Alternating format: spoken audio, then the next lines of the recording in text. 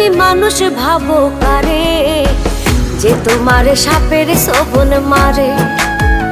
ও তুমি মানুষ ভাবো কারে, যে তোমারে বুকে লইয়া প্রাণে আঘাত করে, যে তোমারে বুকে লইয়া প্রাণে আঘাত করে।